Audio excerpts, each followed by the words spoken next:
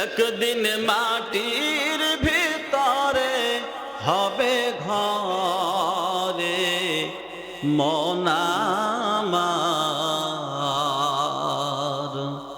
কেনে বন্ধ দালান ঘর। কথা ঠিক? ঠিক না?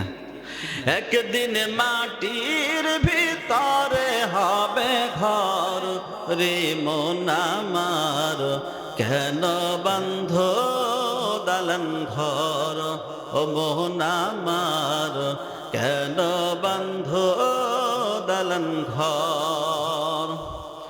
দেহ তোমার চরম চরম পচে গলে যাবে,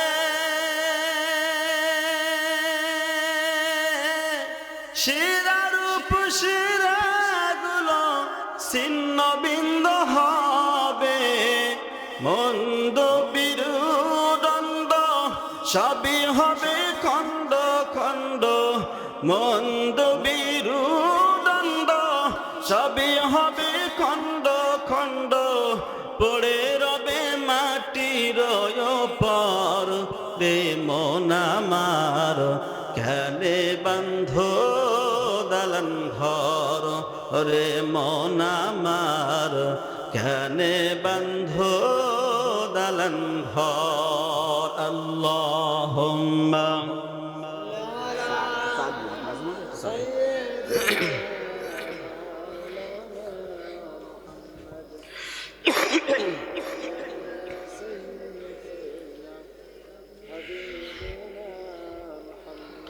اللهم على سيدنا محمد وعلى آل سيدنا رسولنا মরণামাই ডাকবে যেদিন নিঠুর বুধরে গধরিয়া, এই পৃথিবী যাব সারিয়া। ঠিক কিনা বলেন? মরণামাই ডাকবে যেদিন নিঠুর বুধরে গধরিয়া, এই পৃথিবী যাব সারিয়া। নিজ সোরাতে আজরাইল যেদিন আসিবে সামনে, পা থাকিবে জমিনে তার মাথা ওই আসমানে। ঠিক না? নিজ সোরাতে আজরাইল যেদিন আসিবে সামনে, পা থাকিবে জমিনে তার মাথা ওই আসমানে।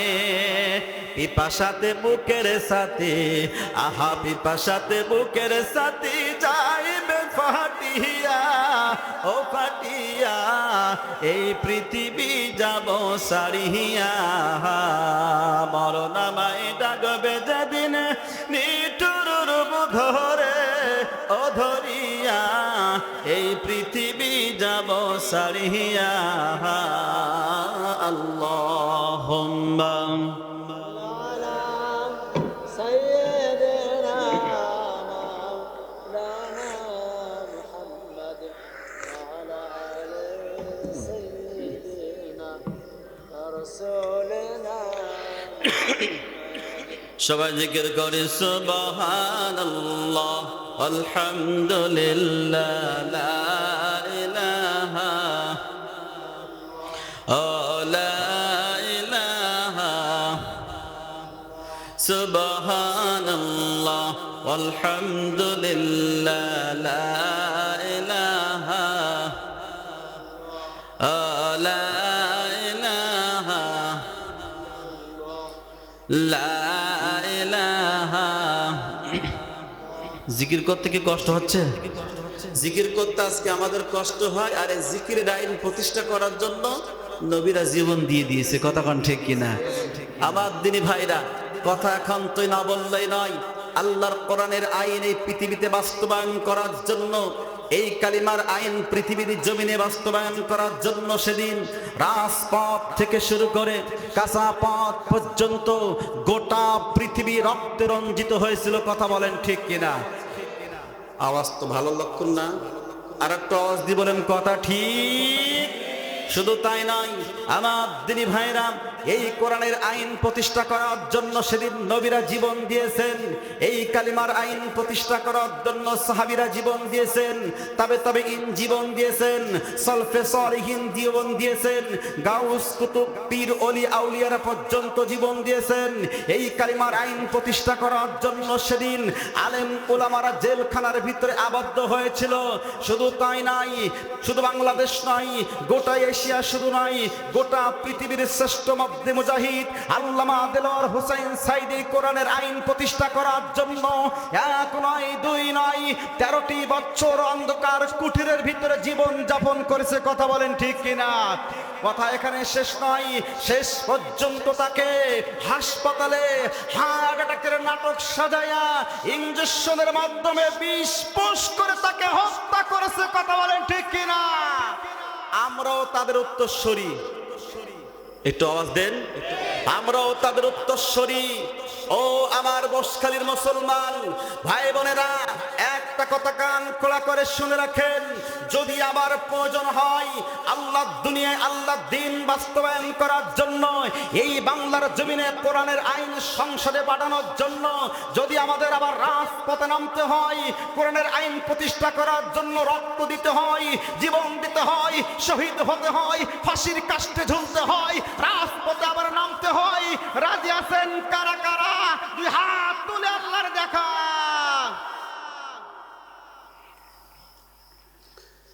আমার দিনী ভাইরা, কারণ এই পৃথিবীতে ইমানদারেরাই গোটা পৃথিবী একসময় শাসন করেছিল। কথা বলেন ঠিক কিনা?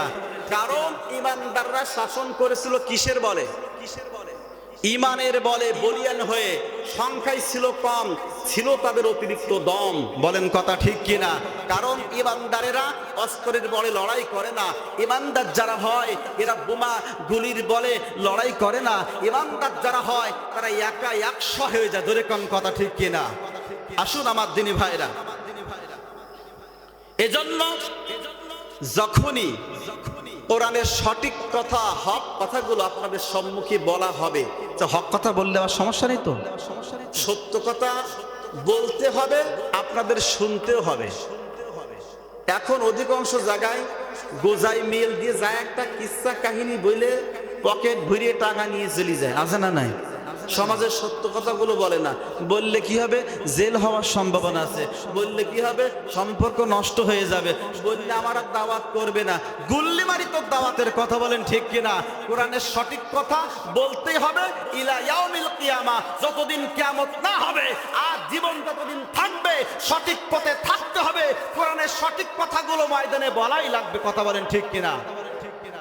মুআজ্জাজ মুহতারাম সাহেবে সদর, আজকের কোরআনের মাহফিলের সম্মানিত সুযোগ্য সভাপতি সাহেব আলহাজ হযরত মাওলানা মুসলিম আলী সাহেব, সভাপতি অত্র মসজিদ, আল্লাহ রাব্বুল আলামিন আজকের তাফসীরুল কোরআন মাহফিলখানা সভাপতিত্বের বরকতে আল্লাহ রাব্বুল আলামিন কবুল করে নিন, বলি আমিন। আল্লাহ তাআলা তাকে নেক হায়াত দান করুন। আতালাল্লাহু আমরাহু বারাকাল্লাহু ফি হায়াতি, বলি আল্লাহুম্মা আমিন। আমার দিনী ভাইরা, আজকের মাহফিলে প্রধান অতিথি হিসাবে আছেন জনাব হযরত মাওলানা আবু বকর সিদ্দিক, চেয়ারম্যান 1 নম্বর শোভনালী ইউনিয়ন পরিষদ। হুজুর এতক্ষণ আলোচনা করেছিলেন, আমার অত্যন্ত মহব্বত করে। খুব একজন আল্লাহওয়ালা মানুষ, আপনাদের উপযুক্ত চেয়ারম্যান হওয়ার জন্য আল্লাহ তাআলা বাজেট করে দিয়েছেন। জোরে কোন সুবহানাল্লাহ। আজকের মাহফিলের প্রধান আকর্ষণ হিসেবে উপস্থিত থাকবেন, চলে গেছে পীরে কামেল আলহাজ হযরত মাওলানা নিসারউদ্দিন আহমেদ জয়নগরী। আল্লাহ রাব্বুল আলামিন হুজুরকে, পীর সাহেব হুজুরকে আল্লাহ তাআলা হায়াতে তাইয়্যিবা সিহাতে কুল্লিহা দান করুন, বলি আমিন। আজকের মাহফিলে আমার পূর্বে অত্যন্ত জ্ঞান গর্ভময় আলোচনা করেছেন বিশিষ্ট ইসলামী চিন্তাবিদ আলেমে দ্বীন হযরত মাওলানা সাইফুদ্দিন ইয়াহিয়া সাতক্ষীরা, আজালাল্লাহু আমরাহু বারাকাল্লাহু ফি হায়াতি, বলি আমিন। আজকের মাহফিলের প্রধান আকর্ষণ যিনি আছেন, প্রধান বক্তা যিনি, ওনার সঙ্গে আমার সাক্ষাৎ হয়েছে। মানুষের চেহারার দিকেই তাকালেই বোঝা যায় মানুষটা কতটা বিনয়ী, নম্র, ভদ্র। তার ভিতরের চেহারাটা বাহিরের চেহারার সঙ্গে কিন্তু মিলে। কতক্ষণ ঠিক কিনা? অত্যন্ত একজন আমুলিয়ান মানুষ, হযরত মাওলানা মুফতি ইউসুফ আজাদি খুলনা। আল্লাহ রাব্বুল আলামিন আমার বলছিল যে কণ্ঠের সমস্যা হয়ে গেছে, আল্লাহ তাআলা তার কণ্ঠের ভিতরে বারাকা দান করুন, বলি আল্লাহুম্মা আমিন। আমার স্টেজে ওলামা হযরত, স্নেহের কুচিকাচা যুবক ভাইরা, দাড়ি পাকা মুরব্বিন ইকরাম, পদ্মার অন্তরালে অবস্থানরত স্নেহের আবেদা সালেহা সম্মানিতা মা এবং বোনেরা, সবাইকে জানায় অন্তরস্থল থেকে মহা শান্তির বাণী, আসসালামু আলাইকুম ওয়া রাহমাতুল্লাহি ওয়া বারাকাতুহু। সর্বপ্রথম শুকরিয়া আদায় করছি সে মহান মালিকের দরবারে, যে মহান রব্বে করিম, যে আল্লাহ সুবহানাহু ওয়া তাআলা আপনাকে আমাকে এমন একটি সময় এনে দাঁড় করিয়েছেন, যে সময়টা চলছে একটা চতুর্মুখী গজব। কথা ভুল বললাম না ঠিক বললাম? একদিকে আসমানি গজব, অপরদিকে জমিনে গজব, আর একদিকে কাফের মুশরিক বেঈমান ইহুদিদের হাতে নির্যাতিত, নিষ্পেষিত, লাঞ্ছিত, বঞ্চিত, অপমানিত, নিগৃহীত এই মুসলিম জাত। কথা বলেন ঠিক কিনা? আল্লাহ তাআলা তাদের মাঝ থেকে আমাদেরকে হেফাজত করে মাজালিসুল উলামা, মাজালিসুল কবরার ভিতরে আসার বসার সৌভাগ্য দান করেছেন। এই জন্য আমরা স্বতঃস্ফূর্তভাবে আরো একবার শুকরিয়া আদায় করে বলছি আলহামদুলিল্লাহ। হাজার কোটি দরুদ বর্ষিত হোক সাইয়্যিদুল বাশার, সাইয়্যিদুল কাওলাইন, ইমামুল মুরসালিন, নবী মুহাম্মদুর রাসূলুল্লাহ সাল্লাল্লাহু আলাইহি ওয়াসাল্লাম।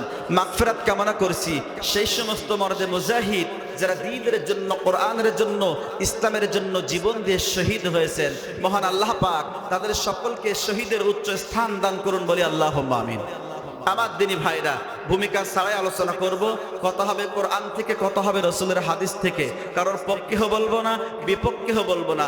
তবে হ্যাঁ, কোরআন এবং হাদিসের রেফারেন্স দিয়া বর্তমান প্রেক্ষাপট নিয়ে যুগ উপযোগী আলোচনা করব ইনশাআল্লাহ। কষ্ট হবে না তো আপনাদের? আচ্ছা, আমার আলোচনা কি এর আগে কেউ শুনেছেন? কেউ শোনেননি? দু একজন শুনছে মনে। যাই হোক, আমার প্রিয় ভাইরা, আলোচনার প্রারম্ভে একটি কথা আমি বলতে চাই। আল্লাহ রাব্বুল আলামিন পৃথিবীতে মানব সৃষ্টি করেছেন। মানব সৃষ্টিকারী ব্যক্তি রব যিনি, তিনি কে? তা আল্লাহর নামটা একটু উচ্চ আওয়াজে বলা যাবে কি? মানব সৃষ্টি করেছেন কে? গোটা পৃথিবীতে যা কিছু সৃষ্টি করেছেন সব কিছু সৃষ্টির মালিকানা কার? তাহলে আল্লাহ রাব্বুল আলামিন মাখলুক সৃষ্টি করে শ্রেষ্ঠত্ব দিয়েছেন, ঠিক না? আশরাফুল মাখলুকাত, সৃষ্টির সেরা। অপরদিকে আল্লাহ বলছেন এই মানব সবথেকে সৃষ্টির নিকৃষ্ট জীব। উলাইকা কাল আনআম বালহুম আদাল ওয়া উলাইকা হুমুল গাফিলুন। চতুষ্পদ জন্তুর সঙ্গে তুলনা করেছেন, বরং ওয়া উলাইকা হুমুল গাফিলুন, বরং তার থেকেও আরো খারাপ। এ কথা ঘোষণা কার? তাহলে আল্লাহ মানব সৃষ্টি করেছেন অত্যন্ত ভালোবেসে, মহব্বত করে। এই মানব সৃষ্টি করে একদিকে শ্রেষ্ঠত্ব দিয়েছেন, অপরদিকে সব থেকে নিকৃষ্ট জীবের থেকেও আরো নিচে নামাইছেন কার্যক্ষেত্রে। বলেন ঠিক কিনা? মানুষ যদি ভালো হয়, ইমানদার মুত্তাকি তাকওয়াবান হয়, এই মানুষকে আল্লাহ তাআলা আখ্যায়িত করেছেন আশরাফুল মাখলুকাত। মানুষ যদি বেঈমান হয়, ইমানদার বাদ হয়ে যায়, মানুষ যখন খারাপ হারাম কাজে লিপ্ত হয়ে যায়, তখন আল্লাহ তাআলা তাকে কুত্তার চাইতে আরো নিচে নামাই দিয়েছেন, ঠিক না? আলেম ওলামা তো ভরা। এজন্য আসুন, আল্লাহ রাব্বুল আলামিন মানব সৃষ্টি করেছে, আল্লাহর লক্ষ্য এবং উদ্দেশ্য কি এটা একটু জেনে নেই। মানুষ আল্লাহ সৃষ্টি করেছেন, আল্লাহর লক্ষ্য, আল্লাহর কি করবে? সবাই বলেন, এ কথা তো আমারও না। আল্লাহ রাব্বুল আলামিন বলেন, ওয়ামা খালাকতুল জিন্না ওয়াল ইনসা ইল্লা লিয়াবুদুন। আল্লাহ রাব্বুল আলামিন এই পৃথিবীর জমিনে অসংখ্য মানুষ এবং জিন জাতিকে আল্লাহ সৃষ্টি করেছেন। আল্লাহ রাব্বুল আলামিনের একটি মাত্র শুধুমাত্র উদ্দেশ্য লক্ষ্য হলো এই বান্দা বান্দি জিনেরা আমার গোলামি করবে, আমার দাসত্ব করবে। এটা হলো আল্লাহর লক্ষ্য আর উদ্দেশ্য হলো আল্লাহ রাব্বুল আলামিন এই বান্দা বান্দিকে জান্নাত দিয়ে দিবে। একটু গভীর মনোযোগ দেন, খুব বোঝার কিছু আছে এখানে। আল্লাহ মানব সৃষ্টি করেছেন, আল্লাহর লক্ষ্য হলো বান্দা ইবাদত করবে কার? আর আল্লাহর উদ্দেশ্য কি? লক্ষ্য হলো ইবাদত করবে আমার, আর উদ্দেশ্য হলো কি দিবে। তাহলে আমরা আল্লাহর উদ্দেশ্য লক্ষ্য বুঝে নিলাম, ভালো করে বুঝেন। আল্লাহর লক্ষ্য হলো বান্দা ইবাদত করবে, উদ্দেশ্য আল্লাহ তাকে কি দিবে? জান্নাত দিবে। তাহলে আমরা যারা আছি, মুত্তাকি যারা আছে, এদেরও লক্ষ্য উদ্দেশ্য কি? মুমিন যারা হবে, মুত্তাকি যারা হবে, আল্লাহ রাব্বুল আলামিন বলছেন এদের লক্ষ্য হবে একমাত্র কেবলমাত্র মুমিন মুত্তাকি যারা হবে এদের লক্ষ্য হবে আল্লাহর ইবাদত করা, খুশি করা, আল্লাহকে সন্তুষ্ট রাখা, আল্লাহকে রাজি করানো। আমাদের লক্ষ্য হবে আল্লাহকে খুশি করা, আমাদের লক্ষ্য হবে আল্লাহকে সন্তুষ্ট রাখা, আমাদের লক্ষ্য হবে আল্লাহকে খুশি করা, রাজি করানো। আমাদের উদ্দেশ্য হলো জান্নাত পাওয়া। ঠিক কিনা বলেন? যদি আল্লাহকে খুশি করা যায়, রাজি করান যায়, তাহলে আল্লাহর জান্নাত আমাদের জন্য বরাদ্দ হয়ে গেছে, কিচ্ছু করা লাগবে না। তাহলে আল্লাহ খুশি হয় কোন কাজে? কোন কাজে খুশি হয়? আল্লাহকে খুশি করতে পারলে আল্লাহ কি দিবেন? জান্নাত দিবেন। আমাদের লক্ষ্য হলো আল্লাহকে খুশি করা, আর উদ্দেশ্য কি পাওয়া? জান্নাত পাওয়া। এবার আসুন, তাহলে আল্লাহর লক্ষ্য উদ্দেশ্য এটা বুঝেছি, আমাদের লক্ষ্য উদ্দেশ্য এটাও বুঝলাম। এখন আল্লাহ খুশি হয় কি কাজ করলে? আল্লাহ তাআলা খুশি হয় দুইটা কাজ করলে। জোরে বলেন, কয়টা কাজ? বুঝতে কষ্ট হচ্ছে আপনাদের? আমার সম্মানিত দিনী ভাইরা, আল্লাহ রাব্বুল আলামিন খুশি হয় এক নম্বরে হলো তা'মুরুনা বিল মারুফ ওয়া ইয়ানহাউনা আনিল মুনকার। এক নম্বরে আল্লাহ রাব্বুল আলামিন বড় খুশি হয়ে যায় বান্দার প্রতি। বান্দা যখন নেক কাজ করে, সৎ কাজগুলো করে, আল্লাহ রাব্বুল আলামিন তখন বান্দার প্রতি খুশি হয়ে যায়। আর দুই নম্বরে হলো বান্দা যখন অন্যায় কাজ, পাপাচার, জুলুম, নির্যাতন, খুন, গুম, হত্যা, রাহাজানি, খারাপ কাজ যখন বান্দা বান্দি ছেড়ে দেয়, তখন আল্লাহ রাব্বুল আলামিন ওই বান্দার প্রতি বড়ই খুশি হয়ে যায়। কথা কি ক্লিয়ার বুঝতে পারছেন? তাহলে ভালো কাজ করলে আল্লাহ খুশি হয়, খারাপ কাজ বাদ দিলে আল্লাহ খুশি হয়। এটা তো আমরা জানি যে ভালো কাজ করলে, নামাজ, রোজা, হজ, যাকাত, তাহাজ্জুদ এগুলো পড়লে, সাদাকা করলে, মসজিদ মাদ্রাসা তৈরি করলে আল্লাহ বড় খুশি হয়, এটা আমরা জানি। কিন্তু খারাপ কাজ বাদ দিলে যে আল্লাহ খুশি হয়, এটা আমরা অনেকে জানি না। বলেন ঠিক কিনা? হাদিসের ভিতরে পাওয়া যায় একজন মরুভূমির ভিতরে উট হারিয়ে গেছে। কারণ মরুভূমির জাহাজ বলা হয় উটকে। জোরে বলেন কি কাকে বলা হয়? উটকে মরুভূমির জাহাজ বলা হয়। কারণ মরুভূমির পরে বালু আর বালু, রোদ্রের তাপে গোটা বালুগুলো উত্তপ্ত হয়ে যায়, মানুষ খালি পায়ে জুতা পায়ে হাঁটতে পারে না। কাজে উটের পিঠে সওয়ার হয়ে মানুষ চলাফেরা করে। উটের পিঠে ছিল পানু, উটের পিঠে ছিল পানি এবং খাদ্য। উটটা হঠাৎ করে তার হারিয়ে গেছে। উটটা হারিয়ে যাওয়ার পর ওই ব্যক্তি চিন্তা করতে লাগলেন, হায় আল্লাহ, আমি তো এমনিতেই মারা যাব, আমার তো কোনো উপায় দেখতে পাই না। কারণ আমার উট হারিয়ে গেছে, উটের পিঠে পানি ছিল তাও হারিয়ে গেছে, উটের পিঠে খাদ্য ছিল সেটাও হারিয়ে গেছে। কাজে আমি তো এমনিতেই মারা যাব। সুতরাং আল্লাহ, শুয়ে থাকলাম, আজরাইলকে পাঠিয়ে দেন, আমার জীবনটা নিয়ে চলে যা। খুব ভালো করে বুঝেন। ওই ব্যক্তি ঘুমিয়ে গেছেন, হঠাৎ করে তিনি ঘুম থেকে জাগ্রত হলেন। ঘুম থেকে জাগ্রত হওয়ার পরে তিনি দেখতে পেলেন উট হাজির আলাইহি তরাবুহু ওয়া শারাবুহু। উট হাজির, উটের পিঠে পানি ছিল তাও হাজির, উটের পিঠে খাবার ছিল তাও হাজির। জোরে কোন সুবহানাল্লাহ। এখন বলেন তো ওই ব্যক্তি খুশি না বেজার? খুশি না বেজার? ওই ব্যক্তি খুশি হয়ে বলছে আল্লাহুম্মা আনতা আবদি ওয়া আনা রাব্বুক, হে আল্লাহ তুমি আমার গোলাম আমি তোমার রব। জোরে কান সুবহানাল্লাহ। কি বলছে? হে আল্লাহ তুমি আমার বান্দা আমি তোমার রব। আল্লাহ বলেন তো মুখেরটা নিবেন না মনেরটা নিবেন? জোরে বলেন। মনেরটা নিবেন। আল্লাহ রাব্বুল আলামিন জানে ওই বান্দা অত্যন্ত খুশি হয়ে গেছে, খুশি ঠেলার চোটে উল্টা কই ফেলাইছে। আল্লাহুম্মা আনতা আবদি ওয়া আনা রাব্বুক, হে আল্লাহ তুমি আমার বান্দা আমি তোমার রব। জোরে কোন সুবহানাল্লাহ। কারণ আল্লাহ মনেরটা নিবেন মুখেরটা নিবেন না।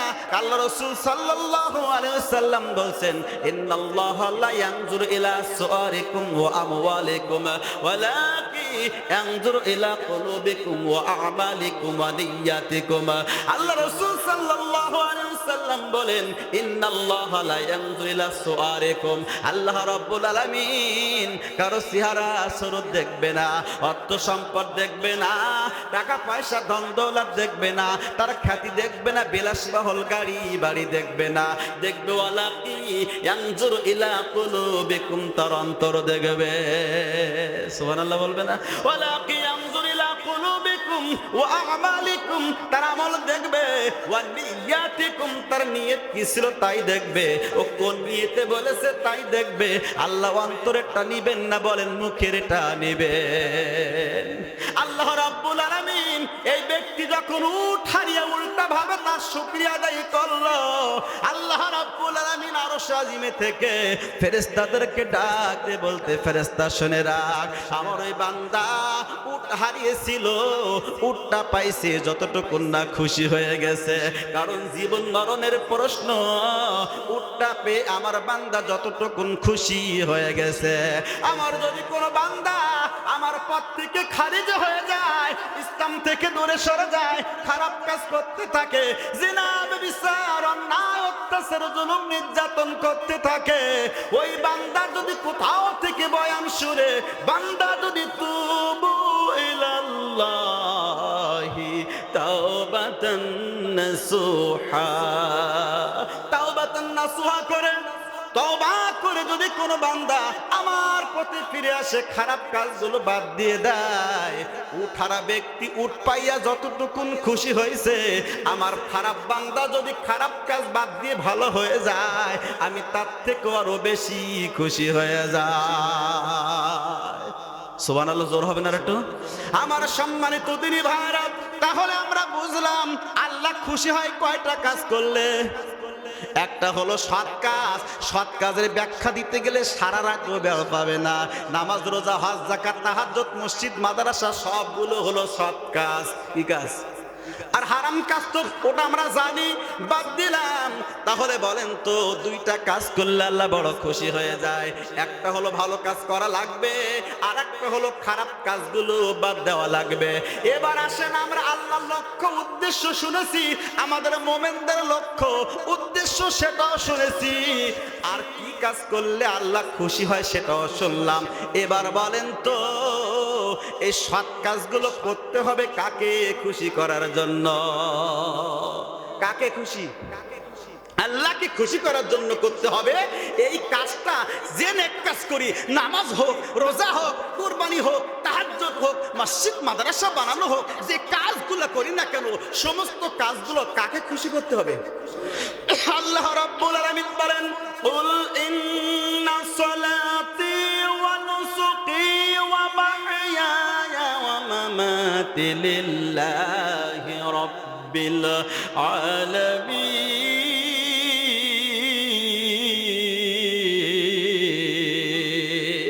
আল্লাহ রাব্বুল আলামিন বলেন, নবী আপনি বলুন, আমার নামাজ, আমার ত্যাগ, আমার কুরবানি, আমার বেঁচে থাকা, আমার মরে যাওয়া লিল্লাহি রাব্বিল আলামিন। কার জন্য? নামাজ কার জন্য হবে? কথা কয় না? রোজা কার জন্য হবে? কুরবানি কার জন্য হবে? আমার বেঁচে থাকা কার জন্য? আমার মরে যাব তাও সেটা কার জন্য? তবে দুঃখজনক হলো এটা সত্য, আমরা নামাজ পড়ি আর কুরবানি করি, আমাদের পিছনে উদ্দেশ্য খারাপ আছে না? না আছে না? অনেক নামাজি আজকে যে শুক্রবার চলে গেছে আপনাদের দিকে, গেছে না আজকে শুক্রবার? এই শুক্রবারে বলেন তো, শুক্রবারের দিন যে মুসাল্লি হয়, এই জুমার দিনে যে মুসাল্লি হয়, সারা সপ্তাহ কি ওই মুসাল্লি হয়? একটু কথা কম না কেন? হয় হয় হয় না? কেন হয় না? এই মুসাল্লি সবগুলো আসে কি আল্লাহর সন্তুষ্টি করার জন্য, বান্দার সন্তুষ্টি করার জন্য? ভালো করে বোঝেন, উত্তরটা ঠিকভাবে দিয়েন। কারণ যদি বা আল্লাহর সন্তুষ্টির লক্ষ্যে যদি বান্দা নামাজ পড়তে আসতো, জুমার দিনে যে পরিমাণ লোক হয়, 5 ওয়াক্ত নামাজে ওই পরিমাণ লোক মসজিদে যায়। কতক্ষণ ঠিক কিনা? কারণ জুমার দিন স্ত্রী বলে, তুমি কি গো, আজকে তো শুক্রবারের দিন, সবাই মসজিদে নামাজ পড়তে যায়, আর তুমি শুয়ে আছো, লোকে কি কয়? স্ত্রীর ভয়তে নামাজ পড়তে যায়, সন্তান শুয়ে থাকে, বাবা বলে, মা বলে, বাবা সবাই নামাজ পড়তে যাচ্ছে, তুমি জুমার দিনে নামাজ পড়তে যাও। এলাকার মানুষ খারাপ বলবে, এই জন্য জুমার দিন মান বাঁচানোর জন্য অধিকাংশ মানুষ নামাজ পড়তে আসে। সত্যি কথা না মিথ্যে কথা? আমার দিদি ভাইরা নামাজ পড়তে আসে ঠিক, নামাজে দাঁড়িয়েও মন থাকে না, সামনে কয়টা ফ্যান তাও গোনে, কি রঙের টাইল দেওয়া সেটাও তাকাই তাকাই দেখে। কথা বলেন ঠিক না? যদি হাতের পরে একটা মশা ভুল করি বসি পড়ে, ও চিন্তা করে নামাজ ছাড়ি দেন, তো পিন্ডি রান্না করব। যদি সহ্য না করতে পারে, এমন জোরে থাপ্পড় মারে, পাশে দুইজন 4জন লাফাই ওঠে। আছে না? নাই? আপনাদের দিকে মনে হয় নেই এরকম? আছে। আমার দিদি ভাইরা, হযরতে তালহা রাদিয়াল্লাহু তাআলা আনহু নামাজ আদায় করছেন, এমন সময় বিষধর পাহাড়িয়া সাপ এসে তালহার বাচ্চাটাকে উঠানের ভিতরে ঘিরে ফেলেছে। স্ত্রী ঘরের ভিতরে রান্না করতেছিল, লোকজন ডাকাডাকি করলো, তালহাকে ডাকলো, কিন্তু তালহার কোনো সাড়া নাই। তালহা কথা বলছে কার সঙ্গে? আমার দিদি ভাইরা, এলাকার লোকজন ছুটে আসলো, সাপটাকে মারলো, বাচ্চাটাকে বিপদ মুক্ত করলো। এবার তালহার নামাজটা আদায় হয়ে গেল। তালহা রাদিয়াল্লাহু তাআলা আনহু বলছে, স্ত্রী বাড়ির ভিতরে এত লোকজন কেন? স্ত্রী বলতেছেন, স্বামী আপনি কি কিছুই জানেন না? আমার ছোট্ট বাচ্চাটা পাহাড়িয়া সাপে ঘিরে ফেলেছিল, এলাকার মানুষ ছুটে এসে সাপটাকে মেরে বাচ্চাটাকে বিপদ মুক্ত করে দিয়েছে, আপনি কি কিছুই জানেন না? তালহা বলতেছেন, বিবি যদি আমি নামাজে থাকি, যখন আমার আল্লাহর সঙ্গে দিদার হয়, তখন আসসালাতু মিরাজুল মুমিনিন, মুমিনের নামাজ হলো আল্লাহর সঙ্গে দিদার। ওয়াসজুদু ওয়াকতারিব, সেজদা দাও, আল্লাহর নিকটবর্তী হয়ে যাও। আমি এমন সময় আল্লাহর সঙ্গে যখন কথা বলি, দুনিয়ার কোনো খেয়াল আমার ভিতরে থাকে না, দুনিয়ার কোনো মায়া, দুনিয়ার কোনো মহব্বত আমি তালহার ভিতরে থাকে না। আমি একমাত্র দেখি আমার আল্লাহকে ছাড়া আমি কাউকে দেখতে পাই না। আর আমার দেশের নামাজের অবস্থা একটু বলবো নাকি? কথা কয় না? একজন মাগরিবের নামাজ পড়তেছে বারান্দায়, কোথায়? বারান্দায় নামাজ পড়তেছে, এমন সময় প্রথম রাকাত শেষ হয়ে গেছে, দ্বিতীয় রাকাতে সূরা ফাতিহাও শেষ হয়ে গেছে। সূরা ফাতিহা যখন শেষ হয়ে গেছে, সামনের দিকে নজর করে চায়, দেখে একটা কোঠা আছে মুরগির, ওই মুরগির কোঠার দরজায় মাস্টার বসে আছে। নাম কি? শিয়াল অথবা খাটাস, যারে যা কন, ওই খাটাস বসে আছে। এই ব্যক্তি নামাজের 2 রাকাত হয়ে গেছে, 2 রাকাতে সূরা ফাতিহাও শেষ, খাটাস এসে হাজির, শিয়াল এসে হাজির। চিন্তা করতেছে কি করা যায়, এমন কিছু করতে হবে আমার নামাজও বাঁচবে, মুরগিও বেঁচে যাবে। তার মানে সাপ মারবে, লাঠি ভাঙবে না। এবার তিনি চিন্তা করতেছে নামাজের ভিতরে দাঁড়িয়ে কি করা যায়, কি করা যায়। হঠাৎ করে তার একটা সূরা মনে পড়ে গেছে, এই সূরাটার নাম হলো সূরাতুল কাউসার। জোরে বলেন কি? রাগ করতেছেন? তিনি পড়তেছেন ইন্না আ'তাইনাকাল কাউসার ফাসাল্লি লিরাব্বিকা। তার মানে নামাজও হইল আমার মাগার মুরগি বেঁচে গেল। এইরকম নামাজি সমাজে দুই একটা আছে না? না আছে না? কিছু পুরো খাটাস দেখবেন আছে, নামাজ পড়ে মসজিদে আর 5 ওয়াক্ত থাকে চায়ের দোকানে টেবিলে। কথা কন নাকি আপনারা? আছে না? দাড়ি পেকে গেছে, ভুরু পেকে গেছে, দাঁত 4-5 করে উঠে গেছে, তারপরে চায়ের দোকানে টিভির দিকে করে বসে থাকে। দেখবেন ওই সারা মানে নামাজ পড়ি ওই যাবে আইল ছাড়তে, কি ছাড়তে? লোকের আইল ছাড়তে যাবে, নাঙল যখন এর কানায় যাবে ভেড়ির কানায়, এমন কায়দা করি ধরবে ভেড়ির কানায়, মানে ভেড়ি একবার চিকন করে পুলসিরাত বানিয়ে ফেলবে। ওই ভেড়ি চিকন করে কেটে এসে মসজিদ বলবে কাতার সোজা করো। আছে না? নাই আছে না? দেখবেন কিছু মুসাল্লি জুমার দিন আসে, এরা নামাজ হুজুর সালাম ফিরাতে দেরি, বাইরে আসতে মোটে দেরি হয় না, অন্য জুতো পাই দিয়ে কিছু দিন এসে বলে কাজ জুতো পাই দিয়ে বলে, কি বলে না? যদি শোনে যায় কি জুমায় চমচমের ব্যবস্থা আছে অথবা খিচুড়ি কিংবা বিরিয়ানি আছে, সুবহানাল্লাহ সুবহানাল্লাহ সুবহানাল্লাহ, মোটে উঠতে চায় না। ঠিক না? রমজান মাস আসলে পরে দেখবেন কিছু মুসাল্লি আছে আগাগোড়া রোজা থাকে, তার মানে প্রথমটা থাকে আর শেষেরটা থাকে। আমি আগাগোড়া রোজা ছিলাম, মসজিদের ইফতারির প্লেটের পাকাই পাকাই দেখবে কোনটাই বেশি আছে সেইটা নিয়ে বসবে। যদি চিড়ি আর চিনি দেয় ওদিন খাওয়ার লোক হয় না। আছে না? আছে না? চায়ের দোকানে বসে বসে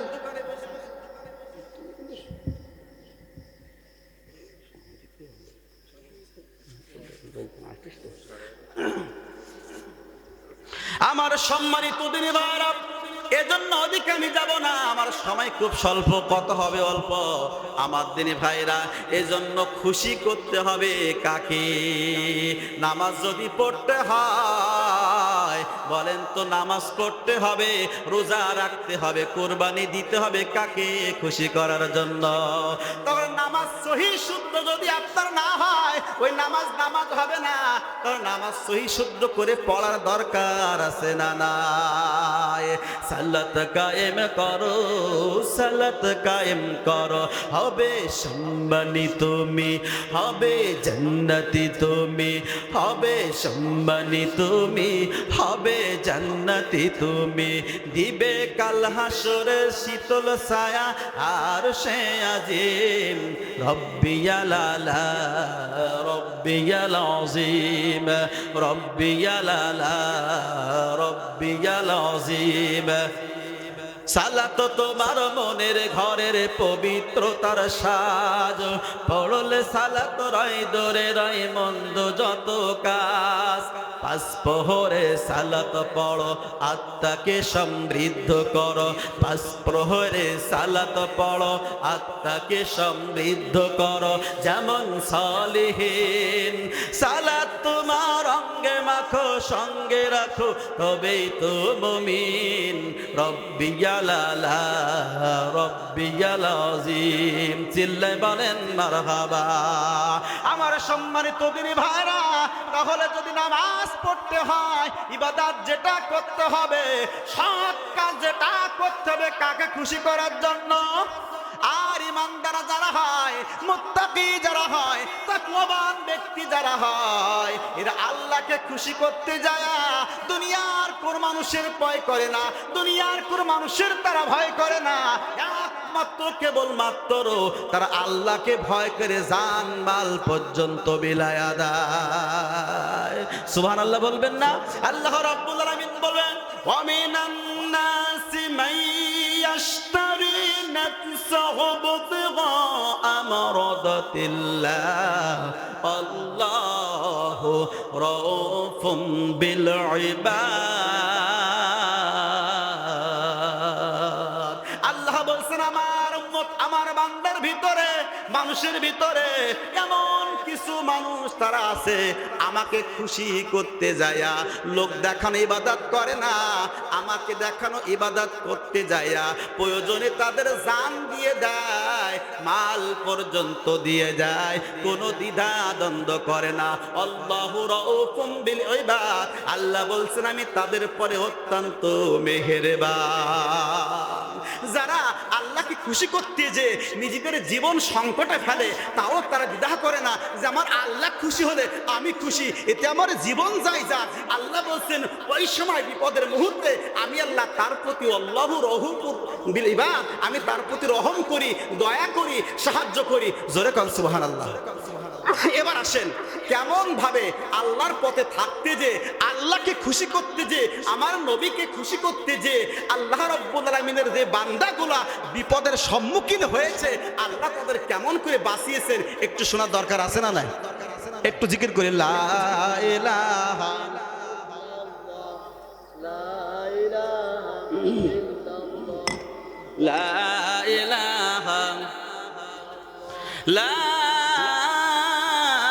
ইলাহা ইল্লাল্লাহ মুহাম্মাদুর রাসূলুল্লাহ।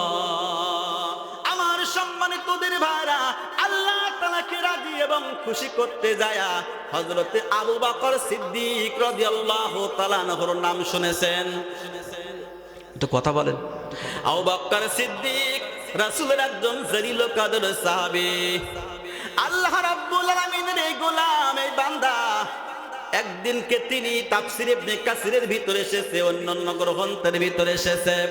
আমি যে আয়াতে কারিমা তেলাওয়াত করেছি, এই আয়াতে কারিমার শানে নজুল হলো এটা। খুব খেয়াল করে একটু মনোযোগ দিয়ে শুনবেন।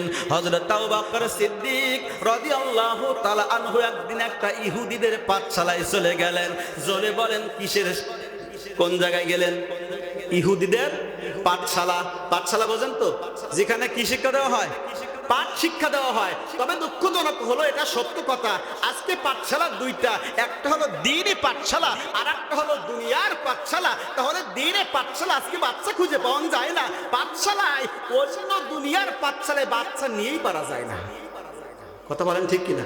সকালবেলা উঠে আপনার বাড়ির দুয়ারে ইরাকের গাড়ি, বিরাকের গাড়ি, ক্যাডেট মাদ্রাসার গাড়ি, ক্যাডেট প্রি ক্যাডেট স্কুলের গাড়িগুলো এসে এতিমের মতন দাঁড়িয়ে থাকে। সকালবেলা মক্তবে সেই পড়াশোনা আর হয় না। কথা বলেন ঠিক কিনা? কিন্তু আগের জামানার মানুষগুলোর পড়াশোনা ছিল, আগে একটা শান্তি ছিল। আগের বাচ্চাগুলো সকালবেলা উঠে কোরআন শিক্ষা করতো। কথা বলেন ঠিক কিনা? একদিনকে আমার একটা বাচ্চা পড়ে বাড়িতে যখন চলে গেছে, মা তার মারা শুরু করিস, এই তুই ওখানে গেলি কেন? তুই বিরাকে যেতে পারলি নি? ওই জায়গায় গেলে একটা ডিম দেবে, একটা সিংড়া দেবে, এক প্যাকেট বিস্কুট দিবে, আর হারমোনিয়াম বাজিয়ে গান শিক্ষা দেয় আছে না নাই? কি গান শিক্ষা দেয় একটু বলি বন্ধু? কই কই কই আই দুজনে মিলা পড়ি আদর্শ লিপির, আছে না নাই? ও বান্দারে, ওই দুনিয়ার শিক্ষা দিয়ে কোনো ফায়দা হবে না। যদি পরকালীন শিক্ষা কোরআন দিতে পারো, ওই ব্যক্তি মাহফিলে গিয়ে দিনের দাওয়াত দিয়ে বলবে, আল্লাহ কই বন্ধু কই কই কই আই সকলে মিলা পড়ি আল কোরআনের বই। সুবহানাল্লাহ বলবেন না? আলিফতে আল্লাহ ছাড়া মাবুদ নাই রে, বাতে বেহেশত তারি মোরে, তাতে তেলাওয়াত করো কোরআন, সাথে সিনা সাব হবে তোমার, আর জিমতে তুমি জান্নাতে যাইবা রে। ও কই কই আই সকলে মিলা পড়ি হাদিস শরীফের বই। চিল্লাই বলেন মারহাবা। আমার সম্মানিত দিনী ভাইরা, আবু বকর সিদ্দিক রাদিয়াল্লাহু তাআলা আনহু ইহুদিদের একটা পাঠশালার ভিতরে চলে গেলেন। এই পাঠশালার ভিতরে যাওয়ার পরে তিনি দেখতে পেলেন ইহুদি একজন পণ্ডিত, নাম তার হলো ফানহাস। জোরে বলেন নামটা কি? ফানহাস। নামটা হলো ফানহাস। এই ফানহাস তার অনুসারী ছিল, শত শত অনুসারীদেরকে তারা কিতাব থেকে দিক নির্দেশনামূলক কথাগুলো তাকে শোনাইতেছিল। এমন সময় আবু বকর সিদ্দিক রাদিয়াল্লাহু তাআলা আনহু যে বলতেছেন, ফানহাস তুমি শুনে রাখো, আমি জানি বর্তমান সময়ে বড় বড় তিনটা কিতাবের পণ্ডিত, তাওরাত, জাবুর, ইনজিল, এই তিনটা কিতাবের বড় পণ্ডিত তুমি, আমি জানি। তবে একটা কথা শুনে রাখো ফানহাস, ওই কিতাবের ভিতরে লেখা আছে, লিখিত আছে আল্লাহ রসুলের ব্যাপারে।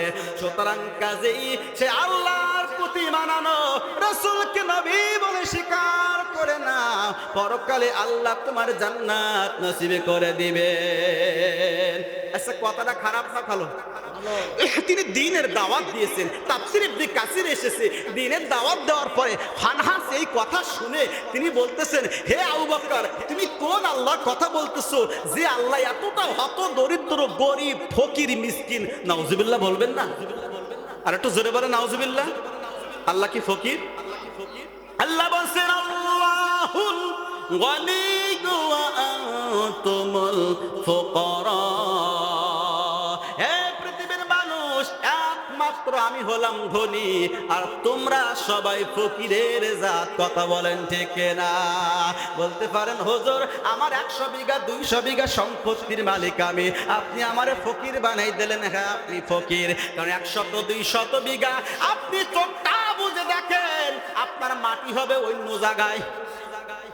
কি আপনি চোখটা বুঝে দেখেন, আপনারা জমি থাকবে না, ওই জমির মালিকানা আর একজন হয়ে যাবে, ওই জায়গা আপনারা মাটি।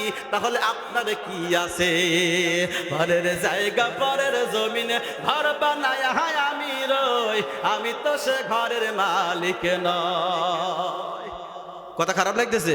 আমার সম্মানিত দিনী ভাইরা, ফানহাস বলতেছো, আবু বকর কোন আল্লাহর কথা তুমি বলতেছো? আমি তো বুঝি না যে আল্লাহ ফকির, গরিব, মিসকিন। ওই আল্লাহর কথা তুমি বলছো যে আল্লাহ আমাদের কাছে ঋণ চাই, লোন চাই, ধার চাই। জোরে কর নাউজুবিল্লাহ। তার মানে ও বলছে আমরা যে মসজিদে, মাদ্রাসায়, খানকায়, এখানে ওইখানে আমরা টাকা দেই, আমরা দান করি, আমরা মহব্বত করে ভালোবেসে টাকা দেই, এইগুলা ওরা মনে করে আল্লাহরে দেয়। আল্লাহ গরিব হয়ে গেছে, তাই বলছে আল্লাহ ফকির, মিসকিন, লোন চাই, ধার চাই, ঋণ চাই। একবার জোরে বলা যাবে কি নাউজুবিল্লাহ? আচ্ছা, আবু বকর কি ঠান্ডা মানুষ ছিলেন না গরম মানুষ ছিলেন? ঠান্ডা মানুষ মানে কি? রাকিকুল কলব আরহামু বি উম্মতি আবু বকর। উম্মতের ভিতরে আবু বকরের মতো নরম দিলের সাহাবী পৃথিবীতে আর একটা হয়নি, হবে না, আসবেও। এত নরম সাহাবী। এখন এই কথা যখন শুনেছে, তিনি আর আরহাম থাকতে পারলেন না, সঙ্গে সঙ্গে তিনি আসাদ হয়ে গেছেন। ধরে কান সুবহানাল্লাহ, সিংহ হয়ে গেছেন। এই কথা শুনে মিজাজ খারাপ হয়ে যায় না? আমার সম্মানিত দিনী ভাইরা, হযরত আবু বকর সিদ্দিক রাদিয়াল্লাহু তাআলা আনহু সঙ্গে সঙ্গে কথা শুনলেন, মটকা গরম হয়ে গেছে, মিজাজ গরম। আবু বকর আস্তে আস্তে করে হাতের হাতাগুলো গোটানো শুরু করে দিয়েছে। হাতা গোটায়া ফানহাজের কানের ভিতরে থাপ্পড় দিতে দিতে দিতে দিতে এক পর্যায়ে মাটিতে পড়ে গেল। মাটিতে পড়ে যাওয়ার পরে ওই ফানহাজার গর্তের থেকে ওঠে না, কারণ আবু বকর একটা থাপ্পড় খায় এমন বুঝতে পেরেছে, মনে হয়েছে যেন পাহাড় তার মাথার কালের পরে পড়ে গেছে। জোরে কান সুবহানাল্লাহ। আমার সম্মানিত দিনী ভাইরা, আর শত শত অনুসারী, অনুরাগী যারা সামনে ছিল, পাঠশালার ভিতরে ছিল, এরা বলতেছে একজন আবু বকর 100 আবু বকরের ভূমিকা পালন করতেছে। ওরা খাইছে মারে দৌড়। জোরে কান সুবহানাল্লাহ। কাজে আমি বলতে চাই মুসলমানেরা, আজ যদি সেই আবু বকরের মতন ইমানের বলে বলিয়ান হয়ে আজ যদি আমরা মাঠে নামতে পারি, আমার রাসূলকে গালি দিতে পারতো না। সুন্নতি টুপি পাঞ্জাবি দাড়ি নিয়ে যা কটূক্তি করবে, আমার আল্লাহর কোরআনকে নিয়ে, আল্লাহকে নিয়ে ব্যঙ্গ করলে আমরা বসে থাক রাখবো না, মাথায় কাপড়ের কাপড় বেঁধে এক হাতে তরবারি আর এক হাতে ইসলামী ঝান্ডা নিয়ে ময়দানে ঝাঁপিয়ে পড়তে রাজি আছেন কারা কারা? দুই হাত তুলে দেখিয়ে দেন। নারায়ে তাকবীর। হাত নামান। আমার ভাইরা, সত্য করে বলি, আবু বকর সিদ্দিক রাদিয়াল্লাহু তাআলা আনহু এই কথা যে শুনে তার মেজাজ গরম হয়ে গেছে। আপনি আমি যদি প্রকৃত মোমেন হই, আপনার আবার কষ্ট লাগার কথা আছে না নাই? আবু বকর সিদ্দিক আর সহ্য না করতে পেরে মার শুরু করে দিয়েছে। মারতে মারতে গর্তের ভিতরে যখন পড়ে গেছে, এমন সময় আবু বকরের মেজাজ আস্তে আস্তে নরম হয়ে গেছে। তিনি বাড়ির দিকে চলে গেছেন। এখন ফানহাস চিন্তা করতেছেন যে আমাকে যে মারলো, এর তো একটা বিচার দেওয়া দরকার, এর তো একটা বিহিত করা দরকার। আমাকে মারলো, এমনি এমনি ছেড়ে দেব না। কি করা যায়? বিচার দেব কার কাছে? বিচার করবে বা কে? আমার দলের মানুষ যেগুলো আছে, এরা তো টাকা ছাড়া কথা শোনে না, টাকা ছাড়া বিচার করে না। বিচার দিবে না, দিবে না, বিচার দেশে আল্লাহ নবীর কাছে। জোরে কান সুবহানাল্লাহ। কার কাছে? আচ্ছা বলেন তো, আবু বকর কার লোক?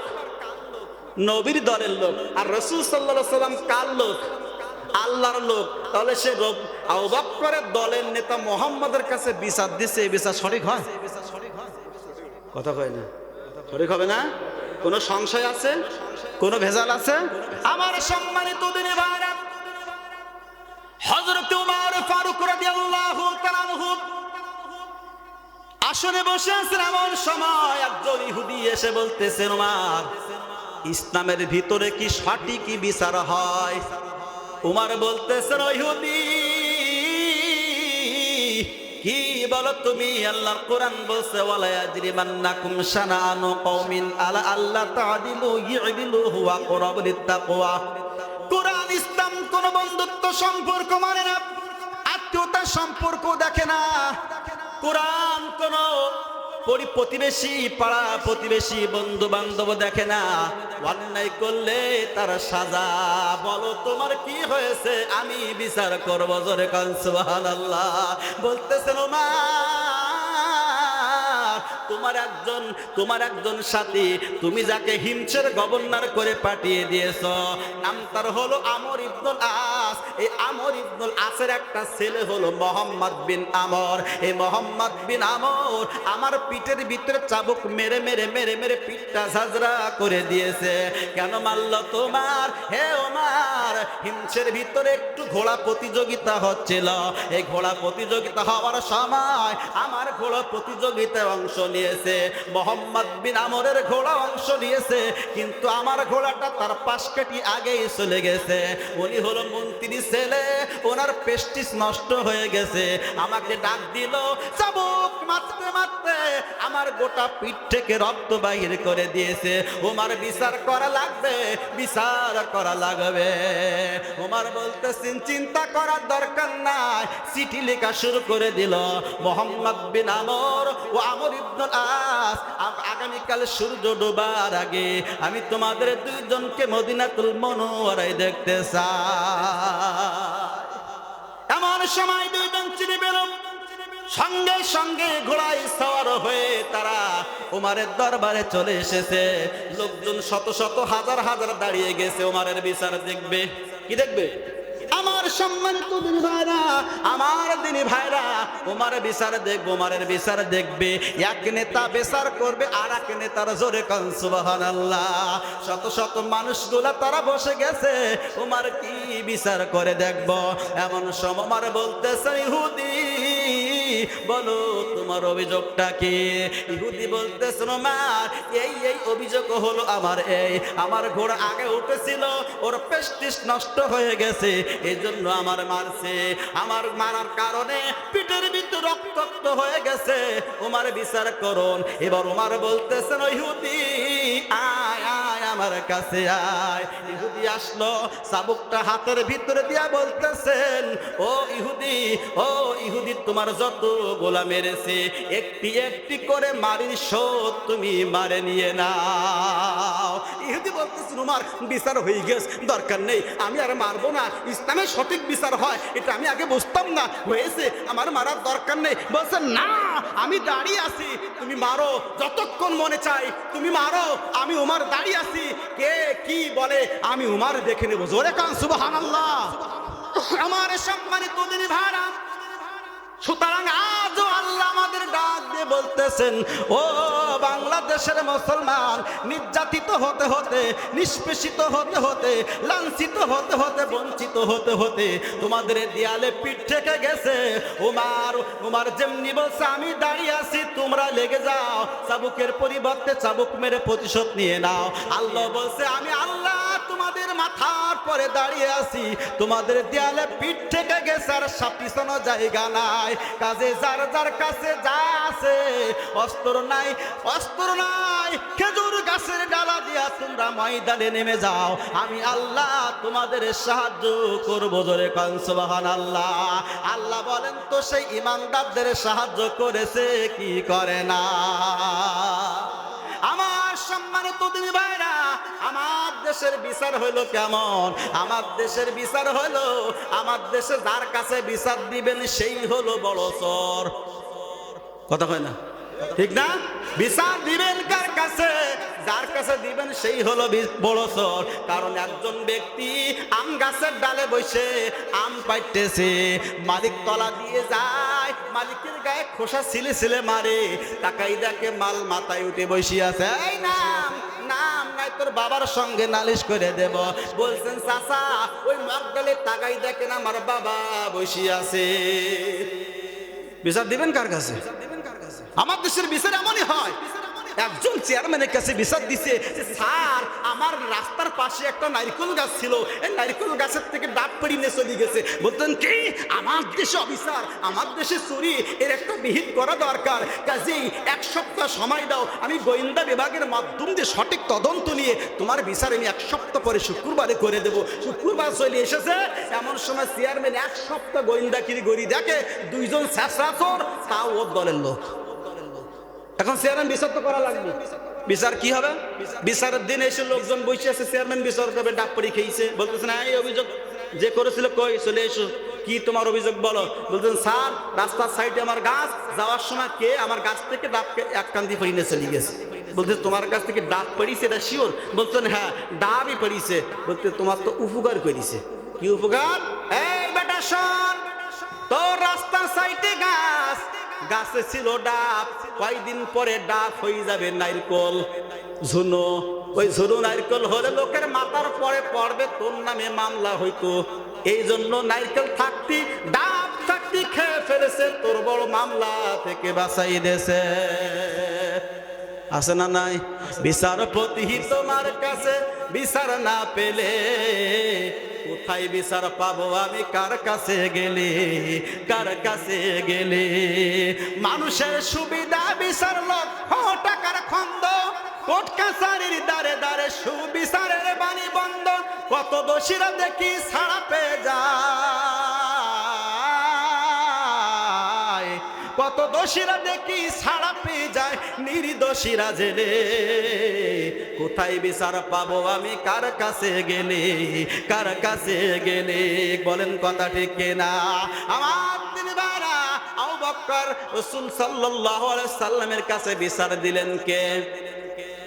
মনে নেই? ফানহাস, ইহুদি পণ্ডিত ফানহাস বিচার দিয়েছে, ইয়া রাসূলুল্লাহ, ইয়া হাবিবাল্লাহ, আপনার আবু বকর আমারে মেরে দেখেন কি করেছে। আল্লাহ রাসূল বলতেছেন, না রে না, তুমি ভুল কিছু বলছো, অন্য কিছু বলো। না হুজুর, আবু বকর মেরেছে। না না, আবু বকর এ কাজ জীবনেও করতে পারবে না। কারণ আমি জানি উমর যে রাস্তা দিয়ে যায়, ওই রাস্তায় 40 দিন শয়তান যায় না, মারলে তোমার উমর মারতে পারে, আবু বকর মেরেছে আমি নবী বিশ্বাস করতে পারছি না। এত নরম মানুষ, এত ঠান্ডা মানুষ তোমার মারবে, এটা আমি বিশ্বাস করে পারতেছি না। উমর মারেনি তো? বলতেছেন না হুজুর, আবু বকরই মেরেছে, আমার চোখ দিয়ে ভুল দেখি না। এমন কথা বলতে বলতে আবু বকর সামনে এসে হাজির। জোরে কান সুবহানাল্লাহ। আপনাদের কিসসা শোনাচ্ছি না, তাফসীরের ঘটনা, আলেম ওলামা পাশে বসা, তাফসীরে এসেছে। আবু বকর যে সামনে এসেছে, ইহুদি তখন মুহাম্মদের পিছনে বলাচ্ছে। সুবহানাল্লাহ বলবেন না? ও চিন্তা করতেছে আবু বকর যে রাগী মানুষ, হয়তো আমার আবার মেরি বসবে, বিশ্বনবীর পিছনে এসে পলাচ্ছে। এখন আবু বকরকে পেয়ে বিশ্বনবী বলতেছেন, আবু বকর তুমি কে কাজ করেছো? বলতেছে, হুজুর আপনি এখন না থাকলে আরেকটা লাগাতাম। তুমি এ কাজ করেছো? হ্যাঁ রাসূলুল্লাহ আমি করেছি। কেন করেছি সেটা একটু শোনেন। কেন করেছো? ইয়া রাসূলুল্লাহ, আমি তার কাছে কোরআনের দাওয়াত নিয়ে গেছি, লা ইলাহা ইল্লাল্লাহ, আল্লাহ ছাড়া কোনো মাবুদ নাই, মুহাম্মাদুর রাসূলুল্লাহ, মুহাম্মদ সাল্লাল্লাহু আলাইহি সাল্লাম আল্লাহর প্রেরিত নবী, এইটার প্রতি ঈমান আনো, বিশ্বাস করো, আমল করো, জান্নাত পেয়ে যাবা। এই কথা যেই বলেছি, এই ফানাহাস আমাকে বলতেছেন, হে আবু বকর, কোন আল্লাহর কথা বলছো? এ কোন আল্লাহর কথা বলো তুমি, যে আল্লাহ ফকির গরিব মিসকিন আমাদের কাছে ঋণ চাই, লোন চাই, ধার চাই? এই ফকির মিসকিন গরিব আল্লাহর বিরুদ্ধে কথা বলার কারণে, নবীর বিরুদ্ধে কথা বলার কারণে আমি আবু বকর আর হাম থাকতে পারি নাই, আমি আবু বকর আসাদ হয়ে গেছিলাম। সুবহানাল্লাহ হবে না? আমার দিনী ভাইরা, আবু বকর বললেন, ফানহাস বলতেছে, রাসূলুল্লাহ এত কথা সত্যি না, আমি এ কাজ করিনি, এ কথা আমি বলিনি, অস্বীকার গেল। আবু বকরকে বলতেছেন, ও আবু বকর, তুমি যে কথা শুনেছো তার সাক্ষী কে আছে? বলছেন, কেউ নেই। আবু বকরের সাক্ষী কেউ নেই। ওই যে শত শত অনুসারী ছিল, ওরা তো খাইছি মারিছে দৌড়, ওরা তো কেউ আসতেছে না, ওরা থাকলেও তো বলবে না ওরা কার অনুসারী, ইহুদির অনুসারী, এখন ওরা তো বলবে না। এজন্য আবু বকরের পক্ষে কেউ সাক্ষী নেই। এখন বলেন, যার কেউ থাকে না তার থাকে কে? জোরে বলেন কে? আল্লাহ তাআলা বলছেন, ইন্নাল্লাযীনা ক্বালু রাব্বুনাল্লাহ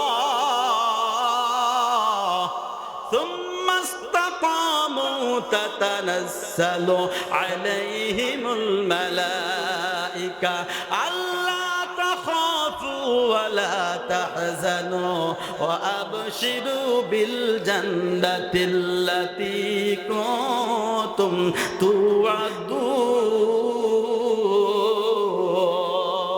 إن الذين قالوا ربنا الله যে বাজারা বলবে আমার রবকে, আল্লাহ আমার রব, এই রবি আমার সব, দামে দামে তন মনে তারি অনুভব, আল্লাহ আমার রব, এই রবি আমার সব, চিল্লাই বলেন মারহাবা। আমার দিনী ভাইরা, আবু বকর কেউ নাই, কিন্তু আল্লাহ আরশে আজিমে বসে বসে দেখবে না। এই দুনিয়ায়ও যারা আল্লাহকে খুশি করার জন্য যে যা করবে, আল্লাহ সেগুলো কিন্তু এমনি এমনি গ্রহণ করে না। আল্লাহ তার প্রতিদান দুনিয়ায়ও দিবেন, জান্নাতেও দিবেন। জোরে কোন সুবহানাল্লাহ।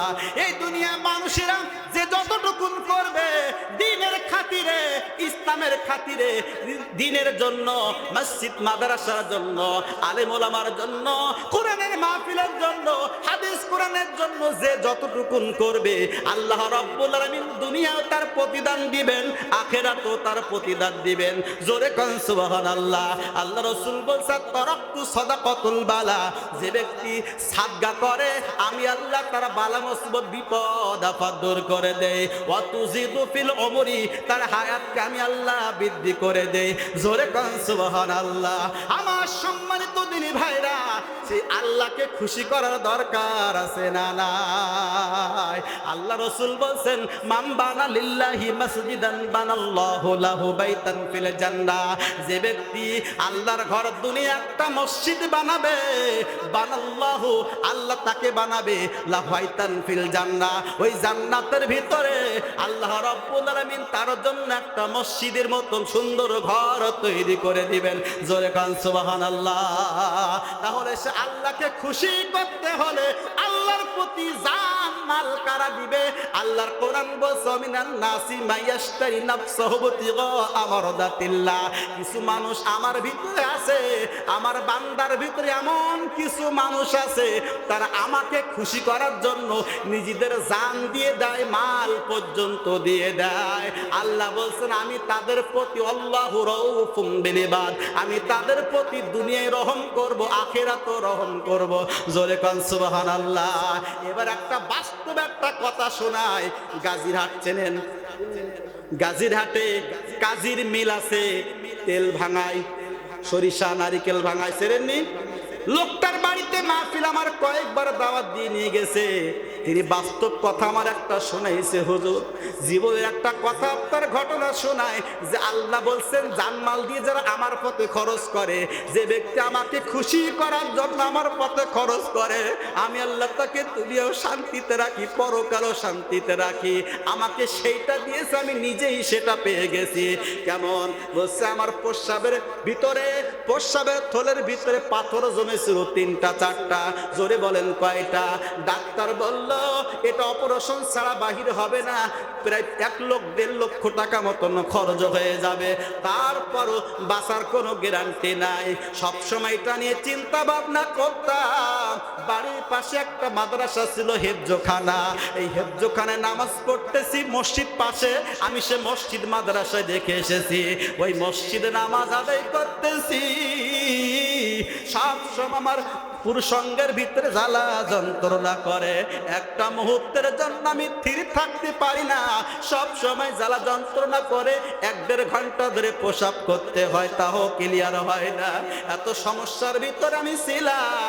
এমন সময় হুজুর মসজিদে বয়ান করতে করতে বলতেছেন, আমার একটা ছাত্র আছে, এই ছাত্রটা বড় অসহায়, ছাত্রটা বড় গরিব মানুষের ছেলে।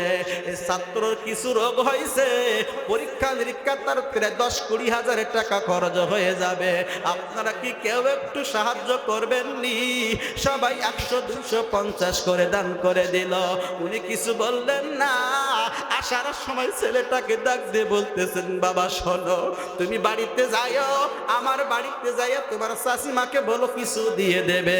এদিকে বাড়িতে এসে 3,000 টাকা বাড়িতে ছিল, আর তার 1 টাকা ছিল না। আমার দিনী ভাইরা 3,000 টাকা স্ত্রীকে বললেন, তুমি সন্তানটাকে আসলে দিয়ে দিও। তিনি লোক দেখানো কোনো কাজ করলেন না, ছেলেটাকে ডেকে দিলেন, বাড়িতে চলে গেল। এই ছেলেটা বাড়ি যাওয়ার পরে 3,000 টাকা তার হাতে দিয়ে দিয়েছে। 3,000 টাকা দিয়া মসজিদে এসে হুজুরের কাছে দিল, হুজুর অমুক ব্যক্তি 3,000 টাকা দিয়েছে। এমন সময় হুজুর অবাক হয়ে বলতেছেন, গরিব মানুষ, দিন দেনা করে সংসার চলে, কোন রকম কাজ কাম করে। তিনি ডেকে বলতেছেন, ভাই এত টাকা আপনি দিলেন, আপনার কি কষ্ট হবে না? বলতে, হুজুর আমি কষ্ট বুঝি, আমার যে কি যন্ত্রণা আমি সেটা জানি। এজন্য আমার জীবন তো প্রায় শেষের পথে, অর্ধেক বয়স হয়ে গেছে। কোরআনের জন্য, একটা বাচ্চার জন্য, কোরআনের জন্য আমি